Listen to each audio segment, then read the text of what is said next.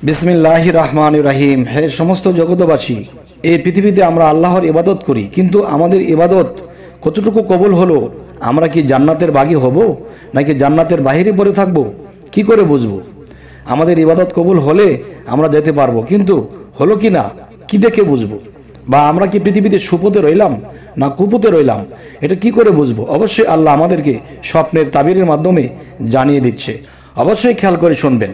যদি কোনো ব্যক্তি স্বপ্নে নিজেকে জান্নাতুল ফেরদাউসে দেখে, তবে সে ইলম ও হিদায়েত লাভ করবে।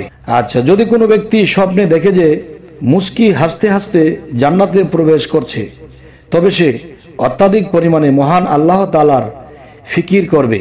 আচ্ছা, তো এবার আসি, যদি কোনো ব্যক্তি স্বপ্নে দেখে যে তরবারি দোষমুক্ত করে জান্নাতে প্রবেশ করছে, তবে সে সৎ কাজের আদেশ ও আদেশ এবং খারাপ কাজের নিষেধ করবে, এবং সে নিয়মিত সুনাম সুখ্যাতি এবং পুরস্কার করবে।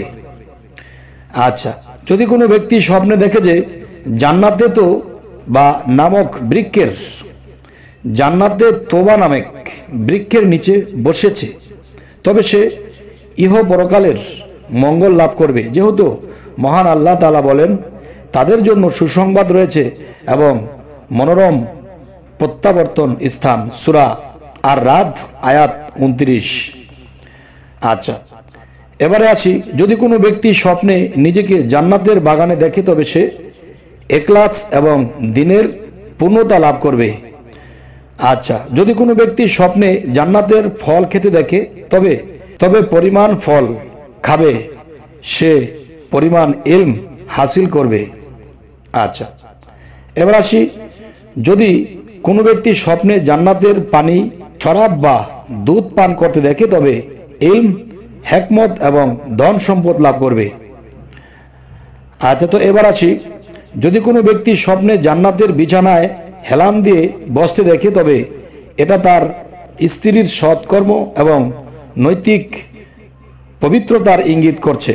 আচ্ছা, যদি কোনো ব্যক্তি স্বপ্নে জান্নাতে প্রবেশ করতে দেখে, কিন্তু তখন প্রবেশ করছে তা জানা নেই, দুনিয়াতে যতদিন জীবিত থাকবে ততদিন ইজ্জত, সম্মান এবং নিয়ামত থাকবে। তবে হে সমস্ত জগতবাসী, আমাদের এই চ্যানেলের আলোচনা যদি ভালো লাগে, অবশ্যই সাবস্ক্রাইব করে রাখুন, পরবর্তীতে যেন ভালো আলোচনা এনে দিতে পারি।